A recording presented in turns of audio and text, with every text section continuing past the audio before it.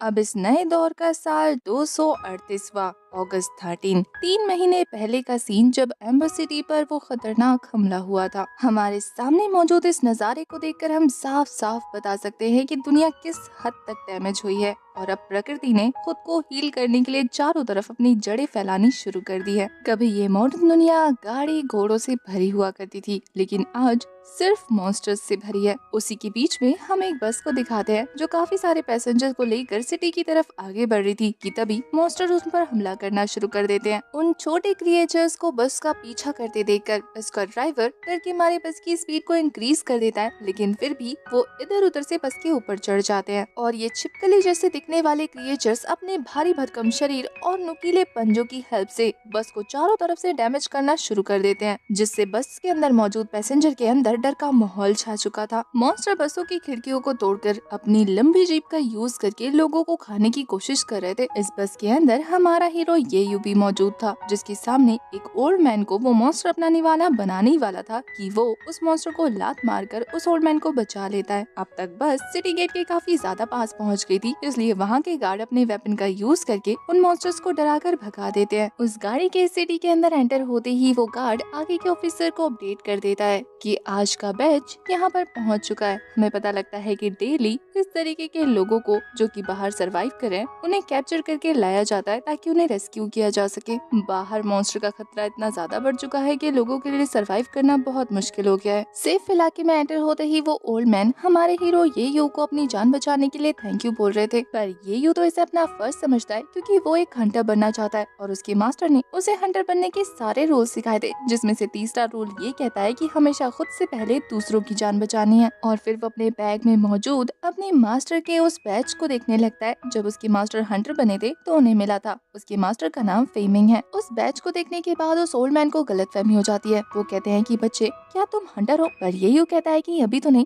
लेकिन जल्द ही बन जाऊंगा क्योंकि मैं उसी की ज्वाइनिंग के लिए एम्बर सिटी जा रहा हूँ। पर वो ओल्ड मैन बताते हैं कि आयरन बोन सिटी जल्दी ही एम्बर सिटी पर हमला कर देगी। ऐसे में अगर वो ज्वाइन होता है तो उसे डायरेक्ट वॉर के लिए जाना होगा, जिसमें उसकी जान का खतरा बढ़ जाएगा। पर ये यू को मौत से डर नहीं लगता, बल्कि वो तो अपने मास्टर का सपना पूरा करना चाहता है और अब वो चाहता है कि वो सबसे बेस्ट हाशिया हंटर बने। सीन शिफ्ट होता है और हमें एम्बर सिटी के काउंसिल बिल्डिंग को दिखाते हैं, जहाँ पर चेयरमैन सू युआन के साथ मिलकर सभी मेंबर्स मीटिंग बिठाकर बात कर रहे थे कि इस बार की ट्रेडिंग के दौरान आयरन बोन सिटी ने अपनी लिमिट क्रॉस कर दी। 2 साल के अंदर ये दूसरी बार है जब उन्होंने अपने प्राइस को इतना ज्यादा इंक्रीज कर दिया। उन्होंने आर्म्स की प्राइस को 1.5 गुना ज्यादा बढ़ा दिया है और अब उनके लिए ट्रेडिंग करना मुश्किल से मुश्किल होता जा रहा है। यहाँ तक कि वो लोग इतना ज्यादा नीचे गिर चुके हैं कि बिना इन्फॉर्म किए एग्रीमेंट को अपने हिसाब से मॉडिफाई करते रहते हैं। इस बारे में सारी अपडेट लेने के बाद चेयरमैन सू बाकी सभी से उनकी राय जानना चाहते थे कि इस मैटर में वो क्या सोचते हैं। सारे मेंबर्स का यही कहना था कि आयरन बोन सिटी की मनमर्जियां बढ़ती जा रही हैं। वो छठी ऐसी सिटी बन गई है जो हमारे एम्बर सिटी को कुछ नहीं समझती। अगर वो इस बार एग्रीमेंट साइन नहीं करेंगे तो आयरन बोन सिटी उन पर हमला कर सकती है। वो पहले ही एम्बर सिटी को खनिजों के मामले में टॉर्चर करती आ रही है और ऐसे में वो ट्रेडिंग पूरी तरह से बंद कर देंगे, जिससे हमारा डिफेंस सिस्टम और भी ज्यादा वीक पड़ जाएगा। ये सारी बातें चल ही रही थी कि तभी वहाँ पर एंट्री होती है जियांग तोंग की, जो कि सिटी कौंसल है। वो काफी ज्यादा गुस्से में एंटर होते हुए कहती है कि हम इस बार एग्रीमेंट साइन नहीं करेंगे। ये सुनकर बाकी सारे मेंबर्स कहते हैं कि अगर हम साइन नहीं करेंगे तो तुम क्या चाहती हो कि आयरन बोन सिटी अपनी मेचा आर्मी के साथ हमारे ऊपर अटैक कर दे और तुम अपने डिफेंस सिस्टम से क्या करोगी? अपने 10,000 सोल्जर्स को आगे कर दोगी? तुम्हें क्या लगता है कि तुम्हारी ड्रैगन कैवलरी आर्मी उनकी मेचा आर्मी को बीट कर सकती है? पर जियांग तोंग के एक्सप्रेशन को देखकर लग रहा है जैसे कि उसके पास कुछ बैकअप में प्लान है। इसी के साथ सीन शिफ्ट होता है और हमें आयरन बोन सिटी के लूसीफर टेक्नोलॉजी कंसल्टेंट को दिखाते हैं, जो कि एक सस्पिशियस पर्सन के साथ मीटिंग कर रहा था। वो इसी बारे में बात कर रहे थे कि क्या सच में इस बार एम्बर सिटी उनके टर्म्स एंड कंडीशन पर साइन करेंगे या नहीं, या फिर कहीं उनके पास बैकअप में कोई ट्रम्प कार्ड तो मौजूद नहीं है जिसकी बेस पर उन्हें ये कॉन्फिडेंस मिले कि वो इस कॉन्ट्रैक्ट को डिले करे या फिर कैंसिल कर दे। लूसीफर के कॉन्फिडेंस को देखकर ऐसा लग रहा था जैसे कि वो इन सारे मामलों से काफी ऊपर उठ चुका है। चाहे एम्बर सिटी हाँ कहे या ना कहे, रहे, उसके पास प्लान पड़ा है। वो कहता है कि अगर एम्बर सिटी इस बार अपने ट्रम्प कार्ड को भी यूज करेंगे तो उन्हीं के लिए बेहतर है, उन्हें पता तो चले कि आखिर उनके पास क्या है। इसी के साथ हमारे हीरो की बस एम्बर सिटी के चेक पॉइंट तक पहुंच जाती है, जहां पर मौजूद हान श्याओ सोल्जर्स बस में मौजूद पैसेंजर की रेगुलर इंस्पेक्शन के लिए आए होते हैं। हान श्याओ हंटर्स के बारे में जानकर ये यू डिसाइड करता है कि वो इन्हें अपने मास्टर का बैच शो करेगा, क्या पता ये उसके मास्टर को जानते हो। पर तभी सभी की आईडी चेक करते हुए हान श्याओ हंटर्स को एक बंदा नजर आता है, और ये कोई बंदा नहीं था बल्कि एक रोबोट था, जो आयरन बोन सिटी के मेचा आर्मी का एक जासूस है। मेचा आर्मी पूरी तरह से रोबोटिकल आर्मी है, जिनके पास काफी एडवांस्ड वेपन्स मौजूद हैं। उन्हीं वेपन का यूज करके ये रोबोटिकल सोल्जर बस में मौजूद एक पैसेंजर को घायल कर देता है, जिससे बस के अंदर हड़कंप मच गया था। लोग अपनी जान बचाकर भागना शुरू कर चुके थे। एक ओल्ड मैन हमारे येयू का हाथ पकड़कर उसे बस से बाहर ले चलता है, जिस चक्कर में येयू का बैग उस बस के अंदर ही रह गया था, जिसमें उसके मास्टर का बैच मौजूद था। यही वो आखिरी चीज थी जो उसके मास्टर की उसके पास मौजूद थी, तो वो उस बैच को वापस हासिल करने के लिए बस के अंदर दौड़ लगा देता है। वहीं दूसरी तरफ बस के अंदर हम उस हान श्याओ सोल्जर को देखते हैं, जो कि उस मेचा आर्मी के साथ बहुत अच्छे से फाइट कर रही थी, पर इन्हीं सारे चक्करों में वो काफी बुरी तरीके से इंजर्ड हो जाती है। लेकिन फिर अपने थंडर स्वॉर्ड का यूज करके वो उस पर लगातार हिट दिए जा रही थी। इसी बीच वो उसे गर्दन से दबोचने में पूरी तरह से सक्सेसफुल हो जाती है। लेकिन ये रोबोटिकल सोल्जर अपने वेपन को 365 डिग्री टर्न करके गोली से शूट करना शुरू कर देता है। ये यू, जो कि बस के अंदर अब तक पहुंच चुका था, वो एक स्पॉट पर हाइड होते हुए सोच रहा था कि वो अपने मास्टर की निशानी को इस तरीके से डिस्ट्रॉय नहीं होने दे सकता। तो अब वो फाइनली अपने हिडन पावर फ्यूनिक्स पावर का यूज करके जल्दी से टेलीपोर्ट होकर अपने मास्टर के बैच को पकड़ लेता है। पर अब तक इस रोबोटिकल सोल्जर ने उसे अपनी फ्यूनिक्स पावर का यूज करते हुए देख लिया था। पर इससे पहले कि वो ये यू पर निशाना लगा पाता, तभी बाहर मौजूद सोल्जर्स अपने एडवांस वेपन का यूज करके उसे बुरी तरीके से ट्रैप कर लेते हैं। दूसरी तरफ हमें सिटी काउंसिल बिल्डिंग का दिखाते हैं सीन, जहाँ पर जियांग टोंग भी इसी फ्यूनिक्स बॉडी एक्सपेरिमेंट के बारे में बता रही थी कि आज से ठीक 30 साल पहले बायोलॉजिस्ट डॉक्टर सॉल्स्टिक, जो कि जाने माने प्रोफेसर हैं, उन्होंने इस तरीके की थ्योरी हमें सजेस्ट की थी, जिसके अकॉर्डिंग हमारा ब्रेन हमारी बॉडी के सारे पार्ट्स को कंट्रोल करता है। वो उसे ऑर्डर देता है, जिसके बाद हमारी बॉडी रिएक्ट करती है। पर हमारा ब्रेन भी अपने पूरे पोटेंशियल को यूज नहीं कर सकता, इसलिए उन्होंने एक छोटे से फ्यूनिक्स वॉर्म का यूज किया, जो कि हमारे ब्रेन में एक चिप की तरह इंसर्ट किया जाता है, जो कि हमारे ब्रेन को अलाउ करता है कि वो अपनी 100% पावर का यूज करे, जिसके ऐसा करने की वजह से हमारी बॉडी सुपर ह्यूमन बॉडी की तरह बिहेव करती है। सालों पहले उन्होंने इस प्रोजेक्ट को नाम दिया था फ्यूनिक्स बॉडी प्रोजेक्ट। अगर हम उनके इस काम को आगे बढ़ाएं, तो फिर हम एक ऐसी आर्मी तैयार कर सकते हैं जो कि सुपर ह्यूमन से भरी होंगी, जिनकी बॉडी किसी बुलेट से भी ज्यादा तेज रिएक्ट करेगी, और उनकी बॉडी इतनी ज्यादा हार्ड होगी कि वो एक कार को भी चुटकी में डिस्ट्रॉय कर सकती होगी। अगर वो एक ऐसी आर्मी क्रिएट करने में सक्सेसफुल हो जाते हैं, तो फिर वो जल्दी ही आयरन बोन सिटी के कब्जे से बाहर निकल जाएंगे। जियांग टोंग के अपनी बात खत्म करते ही हमारे चेयरमैन सु वहाँ पर मौजूद डॉक्टर हॉल से इस बारे में बात करते हैं, जो कि बायोलॉजिकल रिसर्च इंस्टीट्यूट के डायरेक्टर थे। उनसे पूछने पर कि क्या इस प्रोजेक्ट के सक्सेसफुल होने के चांसेस कितने हैं, वो बताते हैं कि वैसे तो ये रिसर्च काफी हद तक सक्सेसफुल रहा है, लेकिन उन पर्सन पर जिन पर ये रिसर्च की जाती है, उनकी मोर्टेलिटी भी बढ़ जाती है। ऐसे में जिस भी बंदे पर ये एक्सपेरिमेंट किया जा सकता है, अगर वो उनके खिलाफ बगावत शुरू करेगा तो उनके लिए मुसीबत खड़ी हो जाएगी। इसीलिए इन्हें और भी ज्यादा मॉडिफाई करने की जरूरत है, जिसके लिए उन्हें थोड़ा टाइम और लगेगा, क्योंकि हमारे डॉक्टर हॉल के हिसाब से इस तरीके की बॉडी अभी प्रेजेंट में एग्जिस्ट होना नामुमकिन है। दूसरी तरफ हमारे हीरो को दिखाते हैं अपनी फ्यूनिक्स बॉडी की पावर का यूज करने के बाद उसकी हालत बहुत ज्यादा खराब हो चुकी थी। वहीं इस रोबोट के साथ फाइट करने के दौरान उसकी एक चिप उसके बैग में अटक जाती है। यहाँ हान श्याओ हंटर्स ने काफी सक्सेसफुली उस रोबोट को डिस्ट्रॉय कर दिया था। हमें हान श्याओ हंटर्स के बारे में खास बात बताई जाती है कि जो कोई भी पर्सन एम्बर सिटी का सिटीजनशिप हासिल करना चाहता है, उसे 5 साल के लिए हान श्याओ हंटर्स बनकर सरवाइव करना होगा। इधर बस के अंदर ये यू को दिखाते हैं, जो कि अपने पास मौजूद कुछ फ्रूट को खाकर अपनी बॉडी को एनर्जी देता है। तभी अचानक से उसे बस के अंदर वही ओल्ड मैन नजर आते हैं, जिसकी उसने जान बचाई थी। उस ओल्ड मैन को वापस से बस के ऊपर देखकर वो हैरान होता है। वो उनसे सवाल कर रहा था, पर वो उसके सारे सवालों को इग्नोर करते हुए बस को चालू कर देते हैं। उनके सारे के सारे रोबोटिक आर्म्स बाहर निकल चुके थे, जिससे हमें समझते देर नहीं लगती कि ये भी आयरन बोन सिटी का एक जासूस है, जो कि एम्बर सिटी के सारे लोगों को जान से मारने के इरादे से बस को चालू कर देते हैं।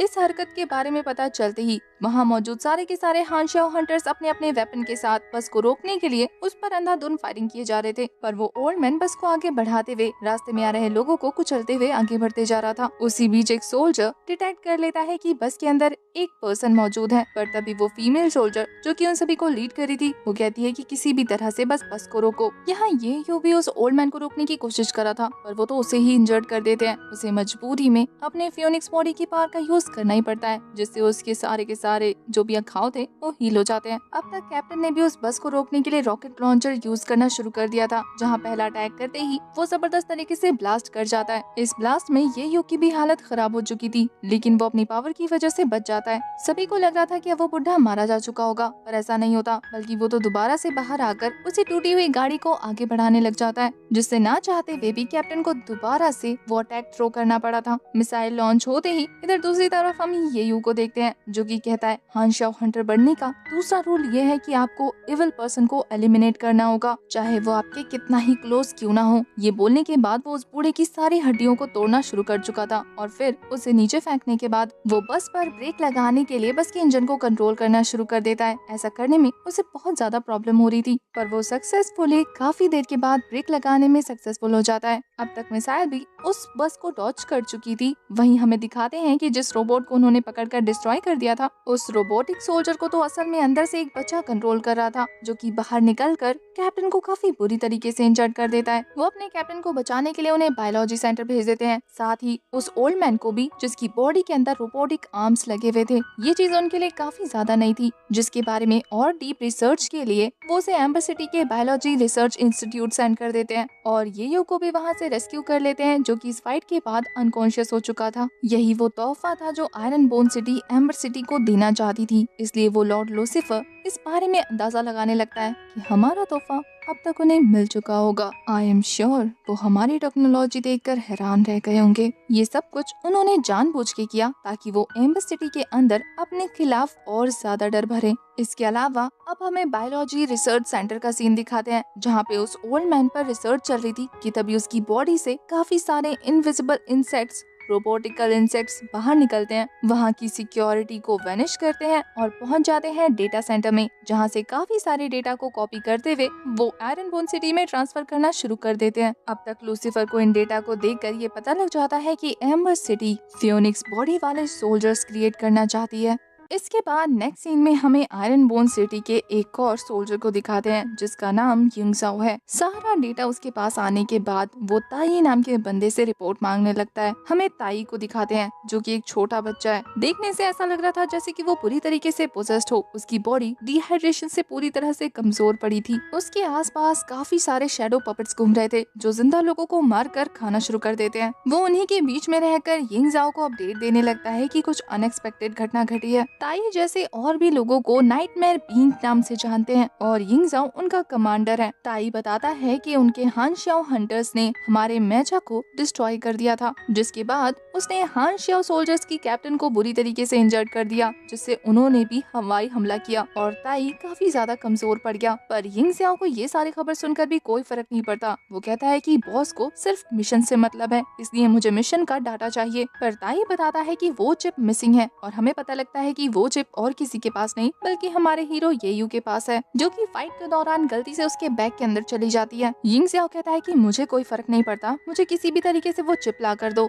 इससे पहले कि बॉस हम पर बरसे। ताई उन्हें बताता है कि उन्होंने एक सक्सेसफुल फियोनिक्स बॉडी को भी देखा है, जो 88.5% मैच करता है। 88.5% इसलिए क्योंकि अभी तक हमारे येयू को अपनी पावर्स कंट्रोल करना नहीं आया। ये बात बताते ही ताई तो बेहोश हो गया था। वहीं युंगसाओ का कहना था कि इसका तो मर जाना ही बेहतर है, अपने मिशन में अनसक्सेसफुल रहा ये बंदा। वहीं अब दूसरी तरफ हमें बायोलॉजी रिसर्च सेंटर का सीन दिखाते हैं एम्बर सिटी के। वहाँ पर हड़कंप बच चुका था, चारों तरफ इमरजेंसी अलार्म बजना शुरू हो जाता है। अब तक उन्हें पता लग चुका था कि डेटा रूम में कुछ तो गड़बड़ चल रही है। सोल्जर्स जैसे ही डाटा रूम का दरवाजा ओपन करके अंदर एंटर होते हैं, वो सारे के सारे छोटे इंसेक्ट धीरे धीरे वहाँ पर एंटर होने वाले सोल्जर्स को मारते जा रहे थे। उन पर तो गोलियों का भी असर नहीं हो रहा था, क्योंकि वो खुद को इनविजिबल कर ले रहे थे, जिससे कि सोल्जर्स को उन्हें डिटेक्ट करने में बहुत ज्यादा प्रॉब्लम हो रही थी, और इतनी आसानी से वो लोग डेटा रूम से बाहर निकल जाते हैं। लेकिन वहाँ से निकलकर उन्हें अपने सामने एक फीमेल रोबोट नजर आती है। उन छोटे इंसेक्ट्स को तो लग रहा था कि वो इसे आराम से पोजेस करके यहाँ से बाहर निकल जाएंगे। इस फीमेल रोबोट का नाम नाना था, जो कि डॉक्टर हॉल की असिस्टेंट थी।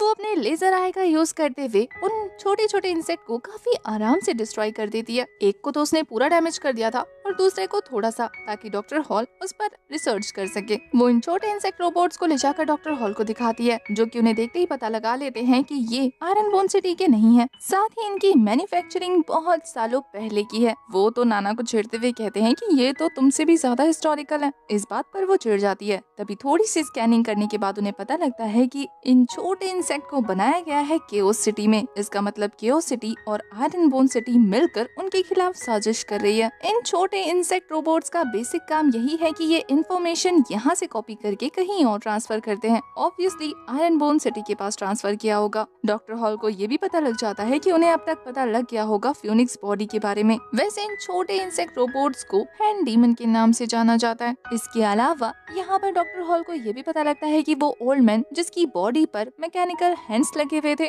वो आयरन बोन सिटी का ही एक सिटीजन था, वो भी एक फेमस डॉक्टर, जिसे आयरन बोन सिटी ने अपने इस मिशन के चलते कुर्बान कर दिया। अब इस डॉक्टर हॉल को इसी बारे में चिंता ज्यादा हो रही थी कि पता नहीं उन्होंने फ्यूनिक्स प्रोजेक्ट के बारे में कितनी जानकारी हासिल कर ली होगी। इसी के साथ शिफ्ट होता है और हमें एम्बर सिटी के चेक पॉइंट एरिया का सीन दिखाते हैं, जहाँ पर येयू को बांध के रखा गया था। वहाँ के एक हान शाओ सोल्जर को हमारे येयू पर शक हो जाता है, क्योंकि उसके पास से उन्हें उस पर्सन का बैच मिला था जो कि उनके दोस्त का था। वो उसे पीटते हुए कहते हैं कि आखिर फेमिंग की तुम्हारे पास ये नेम प्लेट क्या कर रही है। ये अपने मास्टर की नेम प्लेट को देखते हुए कहता है कि इसे वापस कीजिए, ये मेरे मास्टर की है। इस सोल्जर को बिल्कुल भी यकीन नहीं होता। वो तो उसे मारते हुए कहते हैं कि सच बताओ, पर ये अपनी बात पर टिका था। वो कहता है कि ये मेरे मास्टर की आखिरी निशानी है। ये सुनकर तो वो उसे पीटते हुए कहता है कि आखिर फेमिंग कहाँ है। पर ये के बताने पर कि उसके मास्टर मारे जा चुके हैं, इस सोल्जर को यकीन नहीं होता, जिसका नाम अर्ल था। वो ये को काफी बुरी तरीके से पीट कर उस पर गन पॉइंट करते हुए कहते हैं कि मैं आखिरी बार तुमसे पूछ रहा हूँ, सच बताओ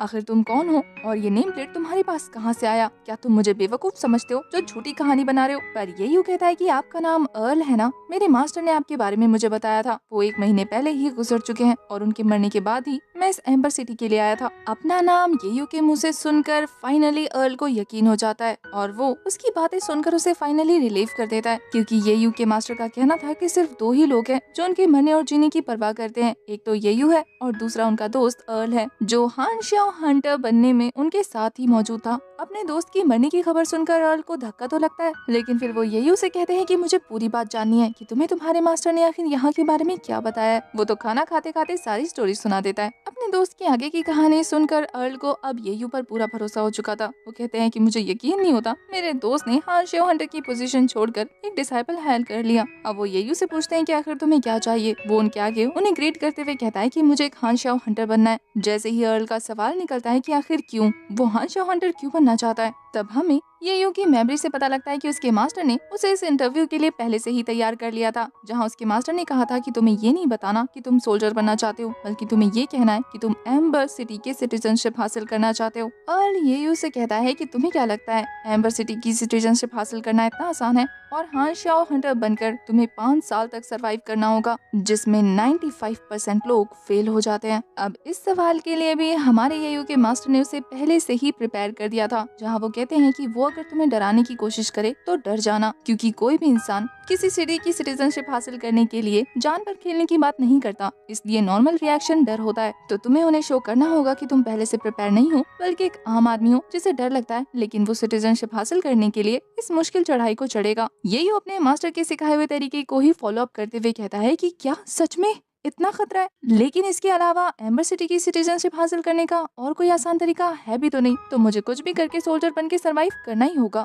अब उसकी इस तरीके की एक्टिंग और बातों से अर्ल को पहले ही पता लग गया था कि उसके मास्टर ने उसे सिखा पढ़ा रखा है। वो तो कहते हैं कि तुम्हारे मास्टर सच में जीनियस थे। अर्ल एक लेफ्टिनेंट था, इसलिए एक दूसरा सोल्जर आकर उसे कहता है कि अब आपको पेट्रोलिंग के लिए चलना चाहिए। यहाँ अर्ल येयू को एक डिवाइस पकड़ाते हुए कहता है कि यहाँ से स्कैन करके तुम पूरे एम्बर सिटी के साइड एरिया को चेक कर सकते हो, जो भी बॉर्डर एरिया है जिन्हें सर्व करने की जरूरत है। वो कहते हैं कि अब हान शाओ हंटर बनना है या नहीं, ये तुम्हें डिसाइड करना है। शुरुआत तुम्हें बेसिक से करना होगा। ये बोलकर वो वहाँ से चले जाते हैं। ये तो काफी ज्यादा खुश हो जाता है। अब हमें उन शैडो पपेट्स की थोड़ी सी नॉलेज दी जाती है कि आखिर ये कौन से ह्यूमंस हैं। वो ह्यूमंस हैं जिन पर बायोटेक माइक्रो एडजस्टर सीरम को पॉइंट किया गया है। इस सीरम की वजह से ये इंसान अब ज़ॉम्बी जैसे बन चुके हैं, जिनके काटने पर इनका वायरस फैलता भी है। वो छोटा सा बच्चा ताई याद है, उसके सामने ही इन ज़ॉम्बीज ने एक इंसान को काटा था ना। ये यू के वहाँ पर पेट्रोलिंग के दौरान ही देखते उस इंसान को जिसने उसे बचाया था वो ज़ॉम्बी में कन्वर्ट हो जाता है। हमें दिखाते हैं कि वो शैडो पपेट्स ताई को उठाकर वहाँ से ले जा रहे थे। ये यू को ताई के बारे में नहीं पता, उसे लग रहा था कि वो एक नॉर्मल सा बच्चा है जिसे ये ज़ॉम्बी पकड़ कर ले जा रहे हैं। तो वो अपने एरोज से उन पर शूट करना शुरू कर देता है, ये कहते हुए कि चुपचाप उस बच्चे को यहाँ रख दो। पर वो ज़ॉम्बीज धीरे धीरे उसी की तरफ आगे बढ़ने लगते हैं उसे इंजर्ड करने के लिए। हमें दूर कहीं दो लड़कियों को दिखाते हैं, जिसमें से एक का नाम एले था और दूसरे का नाम तांग जियाओ था। तांग वहाँ पर मरे हुए शैडो पपेट्स की बॉडी में से एक लिक्विड बाहर निकाल रही थी। हमें पता लगता है कि इन लिक्विड का यूज करके वो लोग अपने गांव वालों को हील करने के लिए करते हैं। एली फ्लावर विलेज से बिलोंग करती है और तांग जियाओ भी उसके साथ ही रहती है। तांग उससे छोटी होने के बावजूद भी एली को हमेशा एडवाइस देती है कि वो उसके आंट की तरह बिहेव करे और लोगों के साथ एम्पैथाइज फील करना बंद करे। पर एली बहुत ज्यादा डिफरेंट थी अपने गांव के लोगों से। तभी उन दोनों को वहाँ पर हमारा हीरो ये यू नजर आता है, जो कि अपने एरोज को शूट करते हुए उन शैडो पपेट्स को मारने की कोशिश कर रहा था। अब तक उसने उस छोटे बच्चे को भी बचा लिया था। यहाँ ये यू काफी ज्यादा धांसू फाइट करता है, पर एली जब उसकी हेल्प करना चाहती थी,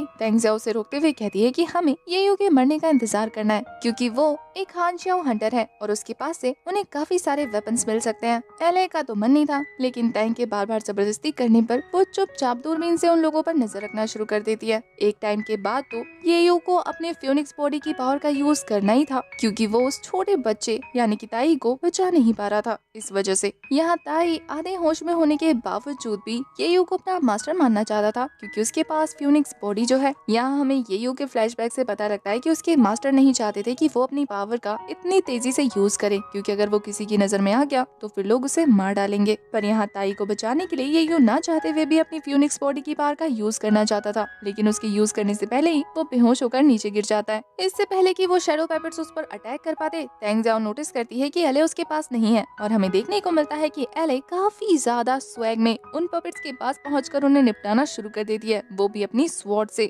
एले को देखने के बाद वो सारे के सारे शैडो पपेट्स उसकी तरफ दौड़ना शुरू कर देते हैं, पर वो बिना डरे अपनी स्वॉर्ड में अपनी एनर्जी रिलीज करती है और एक एक को अच्छा मजा चखाती है। उसके फाइटिंग मूव सच में कमाल के थे। वो अपने एक ही स्लैश से काफी सारे शैडो पपेट्स को चीड़ फाड़ कर रख देती है। उन सभी को एलिमिनेट करने के बाद वो बड़े स्टाइल से अपनी स्वॉर्ड को अपने म्यान में रखकर तांग जियाओ की तरफ देख रही थी, जो कि गुस्से में कहती है कि ये लड़की कभी किसी की नहीं सुनती, हमेशा अपनी मनमर्जी करती रहती है। यहाँ पर तांग जियाओ ये यू के पास पहुँच गई थी। ये सोचकर कि वो मारा जा चुका है, वो उसके बैग से काफी अच्छे अच्छे खजाने चुनना शुरू कर देती है। पर तभी अचानक से ये यू को होश में आ जाता है और वो अपने सामने एली को देखकर हैरान था, क्योंकि उसे यकीन नहीं हो रहा था कि एक लड़की जिसके पास सिर्फ स्वॉर्ड है उसने इतने सारे ज़ॉम्बीज को मार डाला। पर वो रिएक्ट करने से पहले ही बेहोश हो जाता है और ये दोनों लड़कियां उसे उठाकर अपने गांव के क्लिनिक में ले आती हैं। काफी देर हो चुकी थी। तांग जियाओ जो कि एक रिसर्चर है, उसने हमारे ये यू के बैग में से उस चिप को बाहर निकाल लिया था, जो कि आयरन बोन सिटी को ट्रांसफर होने वाला था एम्बर सिटी के सारे सीक्रेट्स के साथ। जैसे ही ये यू को होश आता है, वो अपने सामने ये सारा नजारा देखकर हैरान था। वो उन दोनों से कहता है कि तुम दोनों मुझे यहाँ बचाकर क्यों ले आई? जिस पर एले का कहना था कि हम तुम्हें अंदर तो छोड़ नहीं सकते थे और तुम ऑलरेडी वीक थे, अगर हम तुम्हें वहाँ छोड़ते तो ज़ॉम्बी खा लेते, इसलिए अपने साथ लाना पड़ा। हमें दिखाते हैं कि तांग जियाओ ने अब तक ताई के बारे में काफी सारी चीजें पता लगा ली थी। वो तो कहती है कि ये रेड फेसेस बच्चा तुम्हें कहाँ से मिला? ये यू को रेड फेस के बारे में कुछ नहीं पता था। तांग जियाओ को हैरानी तो होती है, लेकिन फिर वो उसे डिस्क्राइब करना शुरू कर देती है। वो कहती है कि ये एक तरीके की बीमारी है जो कि लोगों में इंजेक्ट की जाती है उन्हें कंट्रोल करने के लिए। ये डिजीज जिसे भी होती है वो शैडो पपेट से भी ज्यादा खतरनाक बन जाता है और इसके अलावा वो मर भी सकता है, क्योंकि उन्हें व्हाइट ब्लड फीवर हो जाता है। अब वो व्हाइट ब्लड फीवर के बारे में बताती है कि अब ये मत पूछना कि ये क्या है, क्योंकि इसे एक्सप्लेन करना मुश्किल होगा। इसके अलावा मैं तुम्हें ये बता दूं कि इस बच्चे के पास बहुत ज्यादा कम समय है, ये मारा जा सकता है। अब ताई के मरने की खबर सुनने के बाद ये यू कहता है कि तुम कुछ भी करके प्लीज इसे बचा सकती हो। एले ने ये चीज नोटिस कर ली थी कि ये यू ताई को बचाने के लिए कितना डेस्परेट है। तांग कहती है कि मेरे पास एक तरीका है, ये एंशिएंट टाइम में फॉलो होता था, मैं इसके दिमाग को बंद कर दूंगी जिससे इसकी नसें खुद ब खुद हील होना शुरू हो जाएंगी। लेकिन इसका एक साइड इफेक्ट भी है कि इसकी मेमोरी लॉस हो सकती है पूरी तरह से, इसीलिए बस एक यही रास्ता है उस व्हाइट डिजीज डेथ को रोकने का। ये यू तो ये सुनकर काफी ज्यादा खुश हो जाता है। वो कहता है कि क्या तुम सच में इसे बचा सकती हो? पर तांग जियाओ भी लाइक ये मत सोचो बच्चों कि ये इलाज फ्री में होने वाला है। इसके लिए मुझे तुम्हारे साथ ट्रेडिंग करनी है, मुझे ये चिप चाहिए। वैसे तो उस चिप को देखने के बाद ये यू खुद हैरान था, जिस पे तैंग ज़ियाओ कहती है कि क्या ये तुम्हारा नहीं है, पर वो बहुत ज्यादा इंटेलिजेंट है, इस मौके को हाथ से नहीं गंवाना चाहता था, इसलिए वो कहता है कि हाँ हाँ ये मेरी है, इसके बदले तुम इस बच्चे को बचा लो प्लीज। वो ये यू को बाहर इंतजार करने को कहती है, लेकिन उसके जाते ही एली कहती है कि तुमने उसे झूठ क्यों कहा, तुम जानती हो कि ये डिजीज क्योर नहीं की जा सकती। पर टैंग ज़ियाओ का कहना था कि क्या फर्क पड़ता है, मैंने उसे होप तो दे दी ना, और इसके अलावा मेरी जान हमें अपने बारे में सोचना चाहिए, देखो हमें कितनी वैल्यूएबल चीज मिल गई। यहाँ ये यू अपने सामने फ्लावर विलेज को देखकर हैरान था, क्योंकि वो विलेज बहुत खूबसूरत था। दूसरी तरफ हमें आयरन बोन सिटी का सीन दिखाते हैं, जहाँ पर लूसीफर को यिंग ज़ाओ रिपोर्ट देते हुए ताई के बारे में बताता है कि उसने वो चिप खो दी, लेकिन उसने ये पता लगा लिया कि एक successful Phoenix body amber city में मौजूद है। लूसीफर ये सुनने के बाद कहता है कि ताई अभी कहाँ है, जिस पर यिंग ज़ाओ का कहना था कि शैडो पपेट्स ने उस पर हमला किया, उसके बाद से उसका कनेक्शन टूट चुका है। पर लूसीफर को वो किसी भी कीमत में चाहिए था, इसलिए वो कहता है कि मुझे जल्द से जल्द ताई की लोकेशन चाहिए, और ये बोलने के बाद वो अपने सामने मौजूद कुछ इंसानों को एक जहरीले प्लांट को खिला देता है, क्योंकि वो खुद को जीता हुआ देखने के लिए कुछ भी कर सकता है और किसी भी हद तक जा सकता है। तेंग ज़ियाओ ताई की बॉडी को स्कैन करते हुए अच्छे से पता लगा रही थी कि आखिर उसकी बॉडी में क्या क्या चेंजेस देखने को मिले हैं। तभी ये यू उसके पास पहुंचकर हमारे ताई के बारे में पूछता है कि उसकी कंडीशन कैसी है, पर तेंग बताती है कि कुछ खास नहीं, मुझे तो ऐसा लगता है कि अगर ये लड़का बच गया तो ये बहुत बड़ा मिरेकल होगा। वैसे मैंने इंजेक्शन तो लगा दिया है, अब देखना है कि उस पर इसकी बॉडी कैसे रिएक्ट करती है। ये यू तो तेंग ज़ियाओ को डॉक्टर समझना था, पर वो उसे डांटते हुए कहती है कि मैं डॉक्टर नहीं हूँ, तुम मुझे बस तेंग बुलाओ। ये यू खुद को इंट्रोड्यूस करता है और फिर एली भी अपना नाम बता दिया है, वो भी काफी ज्यादा रूडली। यहाँ तेंग और ये यू अपनी बातों में लगे हुए थे कि तभी उधर एली नोटिस करती है कि हमारे ताई का वो जो इंजेक्शन था वो खत्म होने वाला है। ऑलरेडी 7 दिन गुजर चुके थे, वो लोग उसे एक एक करके इंजेक्शन दे रहे थे और अब उनका अमाउंट खत्म होने वाला है। ये पता लगते ही तेंग तो सर पकड़ लेती है कि अब क्या करे, पर एली बहुत ज्यादा बहादुर थी, वो कहती है कि मैं जाकर लेकर आती हूँ, अभी भी ज्यादा देर नहीं हुई है। अब ये यू उसे अपनी मदद करता देकर अकेला कैसे छोड़ सकता था, वो उसके पीछे पीछे निकल जाता है, जहाँ गाँव में जाने पर उसे काफी चहल पहल नजर आती है, जिसे देखकर वो समझ गया था कि यहाँ पर कोई फेस्टिवल हो रहा है, लेकिन एली इसके लिए बिल्कुल भी एक्साइटेड नहीं थी। इनफैक्ट ये यू तो यहाँ पर नोटिस करता है कि गांव वाले उसे देखकर डर रहे हैं और बच्चे उसे मॉन्स्टर कहते हुए उस पर पत्थर बरसा रहे हैं। ऐसा लग रहा था जैसे कि एली इन सारे बिहेवियर से यूज्ड टू है, लेकिन ये यू को बहुत गुस्सा आता है, इसलिए वो उन बच्चों को डांट कर वहाँ से भगा देता है। वो तो यही सोच रहा था कि क्या इस गाँव में कभी बाहर के स्ट्रेंजर लोग नहीं आए जो ये लोग इस तरीके से बिहेव कर रहे हैं, पर फिर तभी उन्हें एक औरत की जोर जोर से चिल्लाने की आवाज सुनाई देती है, जो कि किसी रेड फेस डीमन के बारे में बात कर रही थी। एली के पूछने पर कि वो मॉन्स्टर कहाँ है, वो बता देती है कि नॉर्थ साइड में। अब एली तो निकल जाती है खतरों से लड़ने के लिए। ये यू उसे अकेला नहीं छोड़ता, बल्कि उसके पीछे पीछे जंगल के अंदर पहुंच जाता है, जहाँ अंदर जाने पर उन्हें उस रेड फेस डीमन का काफी बड़ा पंजा नजर आता है। एली येयू से कहती है कि आखिर तुम मेरे पीछे करते हुए यहाँ तक क्या करने आए हो, पर येयू का कहना था कि तुमने मेरी जान बचाई है, तो मैं तुम्हें मुसीबत में अकेला क्यों छोड़ूं। येयू को देखकर एली को ऐसा लगता है जैसे कि बहुत ज्यादा वीक है। वो कहती है कि अगर तुम मेरे साथ रहे तो वो डीमन तुम्हें इफेक्ट कर देगा और तुम मेरे लिए परेशानी खड़ी कर दोगे, क्योंकि अब तक तुम्हें ये चीज तो अच्छे से पता लग गई होगी कि वो रेड फेस डीमन अगर काटता है तो हर कोई ताई जैसे बच्चे की तरह बन जाता है। अपने लिए एली के मन में ये ख्याल देखने के बाद ये यू भी लाइक मैं इतना भी कमजोर नहीं हूँ, और इसके अलावा इस पंजों को देखकर लग रहा है कि वो डीमन यहाँ 2 घंटे पहले आया था।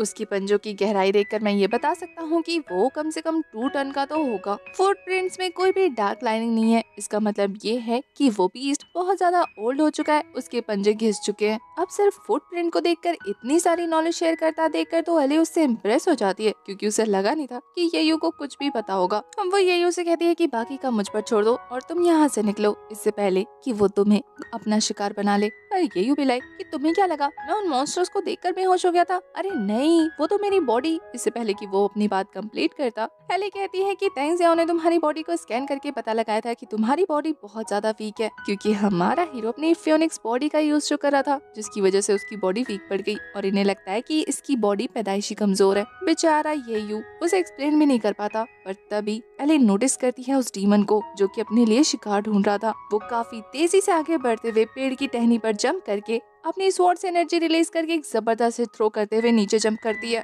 पर वो बीस्ट भी बहुत ज्यादा चालाक था, उसके इस अटैक को डॉज कर लेता है, लेकिन ये अटैक सच में काफी ज्यादा पावरफुल था। इसके बाद तो वो बीस्ट खुर्राते हुए एली के ऊपर झपट्टा मार देता है, लेकिन एली भी बहुत ज्यादा फुर्तीली थी। वो जंप करते हुए उसके पीछे पहुंच जाती है। काफी देर तक दोनों के बीच फाइट कंटिन्यू होने के बाद वो रेड फेस डीमन एली के ऊपर चढ़कर उस पर पंजे से वार करने ही वाला था। एली उसके वजन के नीचे इतनी बुरी तरीके से दब चुकी थी कि उसके लिए मूव करना भी मुश्किल था। इस वार से शायद वो बच नहीं पाती, पर तभी अचानक से ये उस पर तीरों का हमला शुरू कर देता है। उसके तीर इतने ज्यादा स्पीड में आए थे कि वो रेड फेस डीमन खुद को संभाल नहीं पाता, और ये देखकर एली समझ आती है कि जितना कमजोर वो येयू को समझ रही थी, ये लड़का उतना कमजोर नहीं है, क्योंकि 20 टन के इस बीस्ट को सिर्फ अपने एरो से शूट करके इतनी दूर फेंकना बहुत मुश्किल है। पर तभी येयू अपने 3 और एरोस को शूट करके उसे जोर जोर के थंडर के झटके देना शुरू कर देता है, और इसी मौके का फायदा उठाते हुए एली कहती है कि अब मैं तुमसे हार नहीं सकती, अगर मैंने इस मौके को गवाया तो सिचुएशन और भी ज्यादा खराब हो जाएगी। और ये बोलने के बाद वो अपनी स्वॉर्ड में एनर्जी रिलीज करना शुरू करती है और एक जबरदस्त अटैक करके उस रेड फेस डीमन के सर को चीर के रख देती है। अपना अपना काम निपटाने के बाद वो दोनों फाइनली एक ओल्ड लेडी के पास पहुंचते हैं, जो कि एली को अपने एरिया में देखने के बाद बहुत ज्यादा गुस्सा कर रही थी।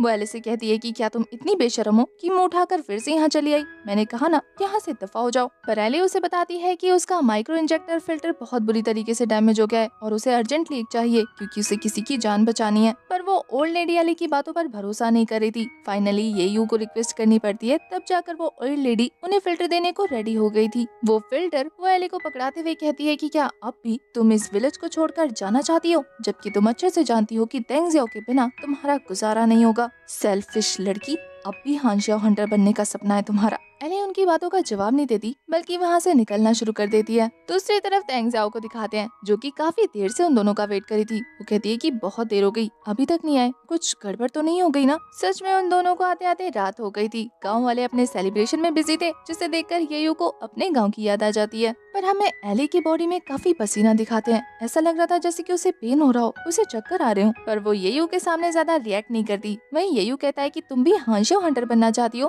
क्यों ना हम दोनों साथ में ज्वाइनिंग के लिए जाएं। एली को अब तक लग रहा था कि वो एक हान ज़ियाओ हंटर है, लेकिन ये जानकर कि वो अभी तक नहीं बना, उसे थोड़ी सी डिसअपॉइंटमेंट होती है। ये यूं गांव वालों की सेलिब्रेशन देखने में बिजी हो गया था, और यहाँ एली अपनी बॉडी का कंट्रोल खोती जा रही थी। जब ये उसे संभालने के लिए आता है, तो वो काफी बुरी तरीके से तड़पते हुए कहती है कि मुझे मार डालो, और उसे गांव वालों के रूप में राक्षस नजर आ रहे थे। वो वहाँ पर जल रही फायर को देखकर और भी ज्यादा गुस्से से तिलमिला उठती है। देखते ही देखते वो पूरी तरह से किसी ज़ॉम्बी की तरह बिहेव कर रही थी। उसकी आंखें पूरी तरह से सफेद पड़ चुकी थी। वो येयू को धक्का मार के वहाँ की चीजों पर तोड़फोड़ करना शुरू कर देती है। ऐसा लग रहा था जैसे कि वो किसी को मार कर ही शांत होगी। तभी उसके सामने एक छोटा बच्चा जोर जोर से रोने लगता है, और वो अपने सेंसेस में वापस आ जाती है। ऐसा लग रहा था जैसे कि एली अपनी इन हरकतों से परेशान हो चुकी हो। वो उन सभी से माफी मांगते हुए रोना शुरू कर देती है। जब येयू उसे संभालने जाता है, तो वो खुद को संभाल नहीं पाती और अनकॉन्शियस हो जाती है। अब इसके बाद हमें उन रेड फेस डीमन के बारे में बताया जाता है। ये असल में ह्यूमन द्वारा क्रिएट किए हुए हैं।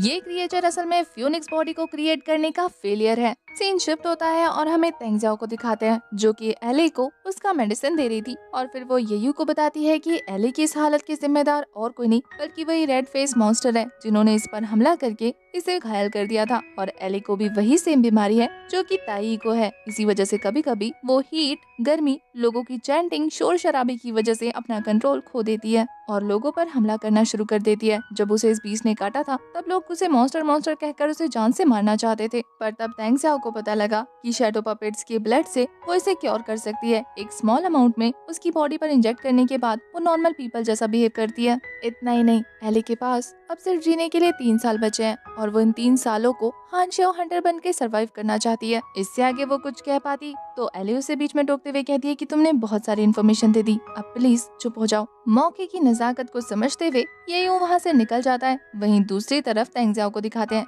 जो कि एली को समझा रही थी कि तुम्हें गांव वालों को बता देना चाहिए कि आखिर तुम हान ज़ियाओ हंटर क्यों बनना चाहती हो। तुम सेल्फिश नहीं हो, बल्कि गांव वालों को प्रोटेक्ट करने के इरादे से हान ज़ियाओ हंटर बनना चाहती हो। अगर तुमने उन्हें कुछ भी एक्सप्लेन नहीं किया, तो वो हमेशा तुम्हें एक ट्रेटर की तरह ही देखेंगे। पर एली को इन सब से कोई फर्क नहीं पड़ता, क्योंकि उसने काफी बार गांव वालों को हट करने की कोशिश की है, इसलिए वो खुद को गुनहगार समझती है। नेक्स्ट मॉर्निंग का सीन दिखाते हैं, जहाँ पर ये यूं की आँख खुलने पर उसे गांव वाले काफी ज्यादा खुश नजर आ रहे थे। तो वो इस बारे में जाकर तेंग ज़ियाओ से पूछता है कि क्या आज कोई सेलिब्रेशन है, आखिर गांव वाले इतने खुश क्यों हैं। तेंग ज़ियाओ से बताती है कि एली गांव से चली गई है।